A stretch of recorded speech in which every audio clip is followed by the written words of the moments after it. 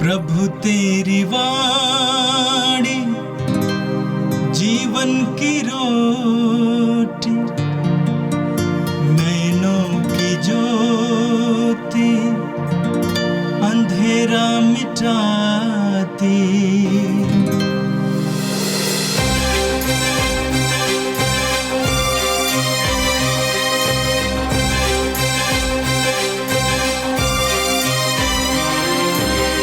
प्रभु तेरी वाणी जीवन की रोटी, नैनों की ज्योति अंधेरा मिटाती। प्रभु तेरी वाणी जीवन की रोटी, नैनों की ज्योति अंधेरा मिटाती। वाणी वाणी वाणी वाणी वाणी पवित्र है, शाश्वत है, जीवन का मन्ना है। 18 मार्च मंगलवार। पहला पाठ नबी ईसायास का ग्रंथ, अध्याय 1, पद संख्या 10, 16 से 20। भलाई करना सीखो, न्यायी बनो। सोदोम के शासकों, प्रभु की वाणी सुनो। गोमोरा के लोगों, हमारे ईश्वर की शिक्षा पर ध्यान दो। अपने को धो और शुद्ध हो जाओ। अपने कुकर्मों को मेरी दृष्टि से ओझल कर दो। बुराई करना छोड़ और भलाई करना सीखो। न्यायी बनो। पद दलितों की सहायता करो। अनाथों को न्याय दिलाओ और विधवाओं की रक्षा करो। प्रभु कहता है, आओ और मेरी बात पर विचार करो। तुम्हारे पाप सिंदूर की तरह लाल क्यों न हो, वे हिम की तरह उज्जवल हो जाएंगे। वे किरमिज की तरह मटमैले क्यों न हो, वे ऊन की तरह श्वेत हो जाएंगे। यदि तुम आज्ञा पालन स्वीकार करोगे तो भूमि की उपज खाकर तृप्त हो जाओगे, किंतु यदि तुम अस्वीकार कर विद्रोह करोगे तो तलवार की घाट उतार दिए जाओगे। यह प्रभु की वाणी है। संत मत्ती के अनुसार पवित्र सुसमाचार, अध्याय 23, वाक्य संख्या 1 से लेकर 12 तक। उस समय यीशु ने जनसमूह तथा अपने शिष्यों से कहा, शास्त्री और फरीसी मूसा की गद्दी पर बैठे हैं, इसलिए वे तुम लोगों से जो कुछ कहें वह करते और मानते रहो, परंतु उनके कर्मों का अनुसरण ना करो, क्योंकि वे कहते तो हैं पर करते नहीं। वे बहुत से भारी बोझ बांधकर लोगों के कंधों पर लाद देते हैं, परंतु स्वयं उंगली से भी उन्हें उठाना नहीं चाहते। वे हर काम लोगों का ध्यान आकर्षित करने के लिए ही करते हैं। वे अपने तावीज चौड़े और अपने कपड़ों के झब्बे लंबे कर देते हैं। भोजों में प्रमुख स्थानों पर और सभागृहों में प्रथम आसनों पर विराजमान होना, बाजारों में प्रणाम प्रणाम सुनना और जनता द्वारा गुरुवर कहलाना, यह सब उन्हें बहुत पसंद है। तुम लोग गुरुवर कहलाना स्वीकार न करो, क्योंकि तुम्हारा एक ही गुरु है और तुम सब के सब भाई हो। पृथ्वी पर किसी को अपना पिता ना कहो, क्योंकि तुम्हारा एक ही पिता है जो स्वर्ग में है। आचार्य कहलाना भी स्वीकार ना करो, क्योंकि तुम्हारा एक ही आचार्य है, अर्थात मसीह। जो तुम लोगों में से सबसे बड़ा है वह तुम्हारा सेवक बने। जो अपने को बड़ा मानता है वह छोटा बनाया जाएगा, और जो अपने को छोटा मानता है वह बड़ा बनाया जाएगा। यह प्रभु का पवित्र सुसमाचार है।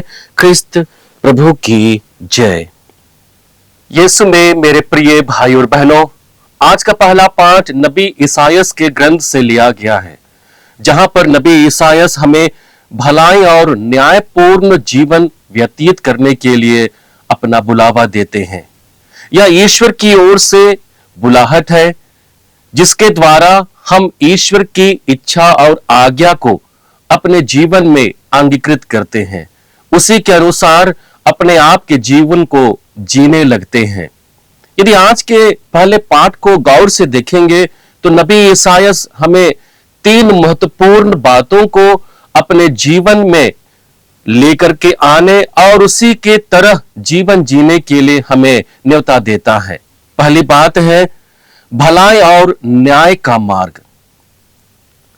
वाक्य संख्या 10 में हम पढ़ते हैं, जहां पर वचन कहता है, सोदोम के शासकों, प्रभु की वाणी सुनो, गोमोरा की प्रजा, ईश्वर की शिक्षा पर ध्यान दो। हमें ईश्वर की वाणी को सुनना है और ईश्वर के जो भी नियम है उस पर ध्यान देना है। और जब एक व्यक्ति इन दोनों चीजों को अपने जीवन में लेकर के आता है, तब वह भलाई और न्याय का मार्ग अपनाता है।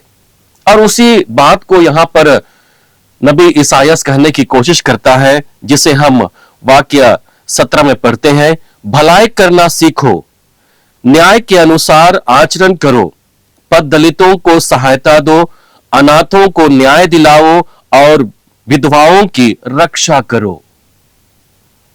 ईश्वर की इच्छा, आज्ञा हमारे भलाई और न्यायपूर्ण जीवन में निहित है।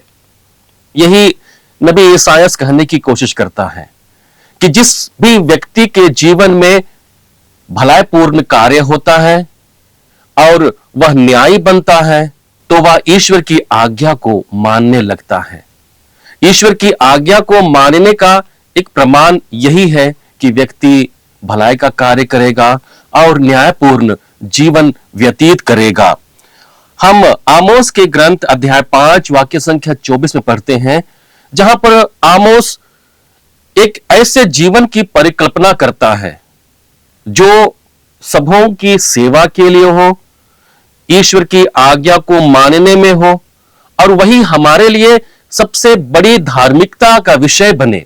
आमोस कहता है, न्याय नदी की तरह बहता रहे और धार्मिकता कभी ना सूखने वाली धारा की तरह।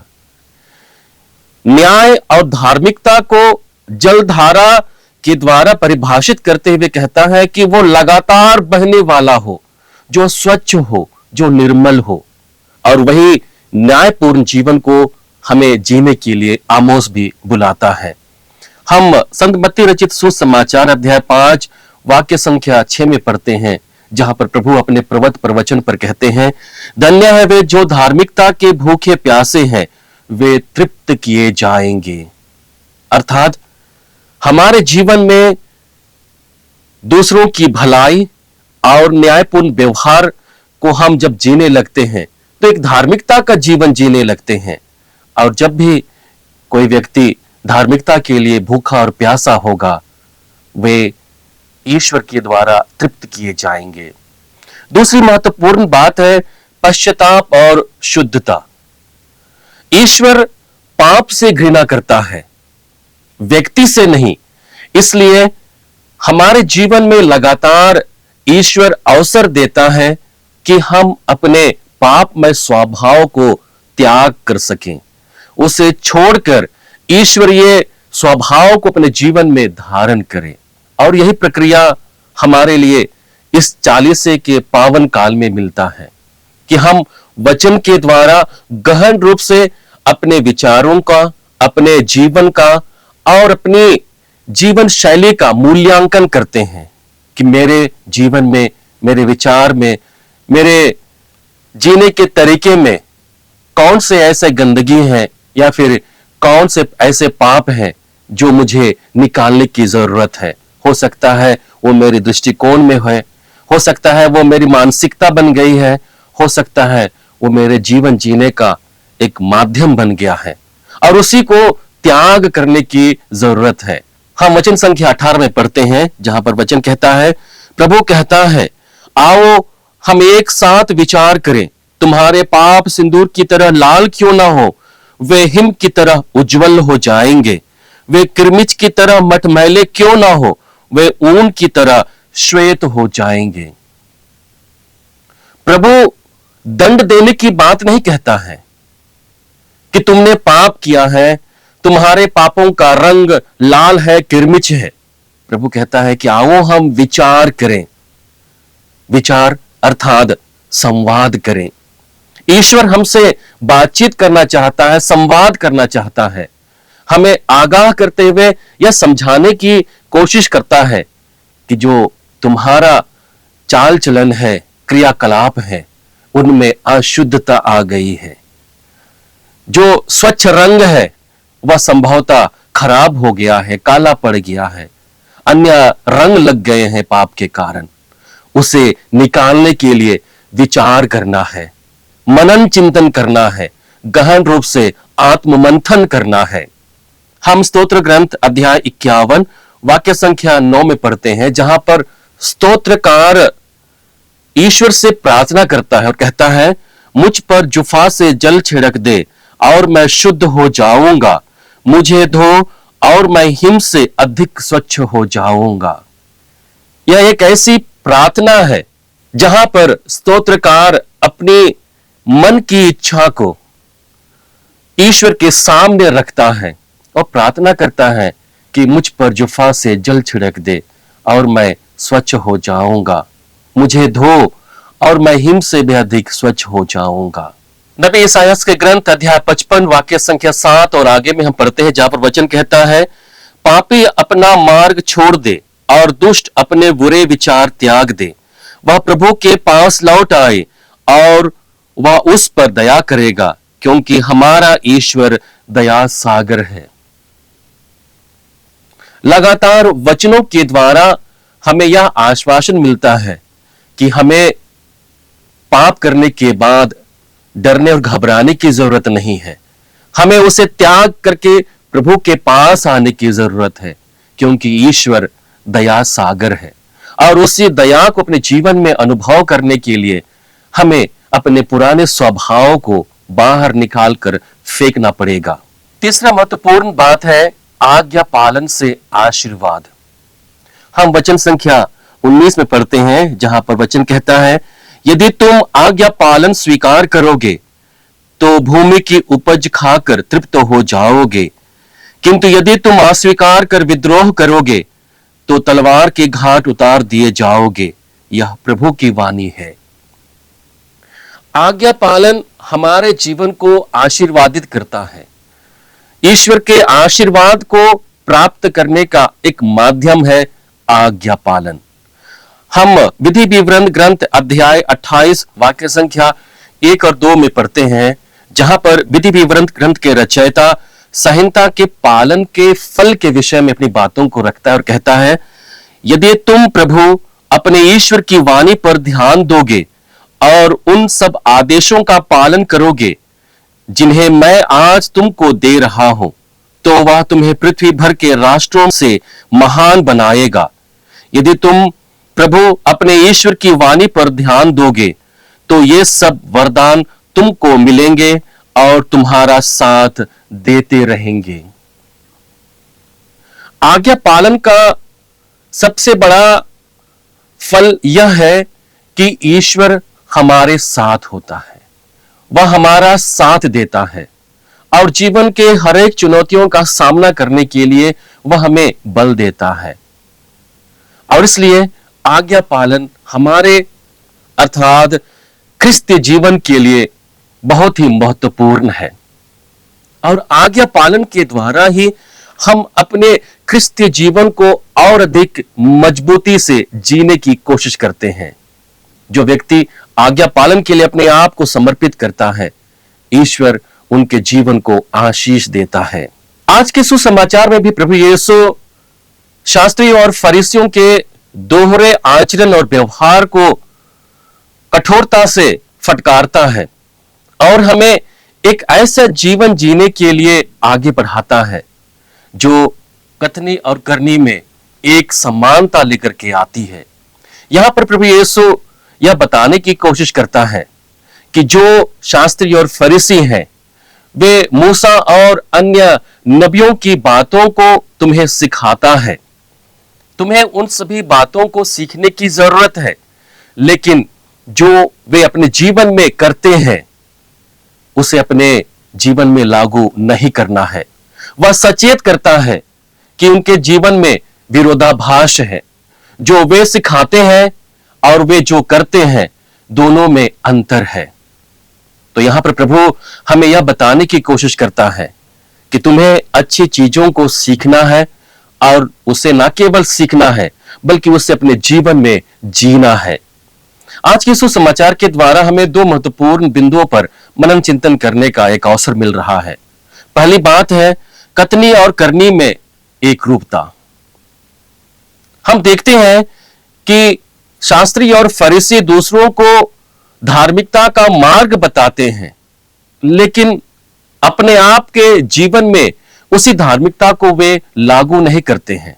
और इसलिए प्रभु उनसे हमें सचेत करते हुए कहते हैं, शास्त्री और फरीसी मूसा की गद्दी पर बैठे हैं, इसलिए वे तुम लोगों से जो कुछ कहें वह करते और मानते रहो, परंतु उनके कर्मों का अनुसरण मत करो, क्योंकि वे कहते तो हैं पर करते नहीं। उनके कथनी और करनी में एक रूपता नहीं है, असमानता है। कहते कुछ और है, जीते कुछ और है। और इसलिए प्रभु हमसे कहते हैं कि जो तुम सीखते हो, अच्छी बातों को समझने की कोशिश करते हो, उन्हीं के अनुसार अपने जीवन में आचरण करो। हम संत याकूब के पत्र अध्याय 1 वाक्य संख्या 22 में पढ़ते हैं, जहां पर संत याकूब कहते हैं, वचन के श्रोता ही नहीं बल्कि उसके पालन करता भी बने। हम लोग बहुत बार साधना में जाते हैं, वचनों को सुनते हैं और हमें अच्छा लगता है, क्योंकि वे सारे वचन कहीं ना कहीं हमारे जीवन को स्पर्श करते हैं। तो यहां पर संत याकूब कहने की कोशिश करता है कि तुम्हें वचन के श्रोता ही नहीं बल्कि पालन करता भी बनना है, उसे अपने जीवन में जीना है। जिस खुशी को वचन के सुनने के बाद अपने जीवन में अनुभूति मिली है, उसी खुशी को रोज दिन के जीवन में हमें जीने की आवश्यकता है। दूसरी महत्वपूर्ण बात है विनम्रता और सेवा का मार्ग। विनम्रता और सेवा का मार्ग हमारे क्रिस्तीय जीवन को परिभाषित करता है, क्योंकि प्रभु यीशु स्वयं अपने आप को विनम्र बनाए ईश्वर के कार्यों के लिए और लोगों को ईश्वर ये मार्ग दिखाने के लिए अपने संपूर्ण जीवन में सेवा करते गए। और वही मार्ग को यहां प्रभु यीशु हमें अपनाने के लिए कहते हैं कि तुम्हें विनम्र होना है। और विनम्रता को लाने के लिए हमारे सामने सामाजिक, राजनैतिक और सांसारिक दृष्टिकोण से उन्हें समझाने की कोशिश करता है कि हो सकता है कि तुम इस जीवन को जीते हुए इस परिस्थिति में बहुत सारी समस्याओं का सामना करोगे, जहां पर तुम अपने आप को दिखावे वाला जीवन जीने की कोशिश करोगे। वैसा करने की आवश्यकता नहीं है। इसलिए प्रभु कहेंगे कि तुम गुरुवर कहलाना, शिक्षक कहलाना स्वीकार मत करो, पिता कहलाना स्वीकार मत करो, क्योंकि तुम्हारा एक ही पिता है जो स्वर्ग में है, एक ही गुरु है जो प्रभु यीशु स्वयं है। आज के सुसमाचार में प्रभु हमसे कहते हैं, जो तुम में से सबसे बड़ा है वह तुम्हारा सेवक बने। जो अपने को बड़ा मानता है वह छोटा बनाया जाएगा, और जो अपने को छोटा मानता है वह बड़ा बनाया जाएगा। और यही हमारे विनम्रता का प्रमाण है, और इसका फल हमें ईश्वर के राज्य में मिलेगा। हम फिलिपियों के नाम संत पौलुस के पत्र अध्याय 2 वाक्य संख्या 3 में पढ़ते हैं, जहां पर वचन कहता है, हर व्यक्ति नम्रता पूर्वक दूसरों को श्रेष्ठ समझे। संत पौलुस यह बताने की कोशिश करता है कि जो विनम्र व्यक्ति होता है वह अपनी महानता को दूसरों के सामने प्रदर्शित नहीं करता है।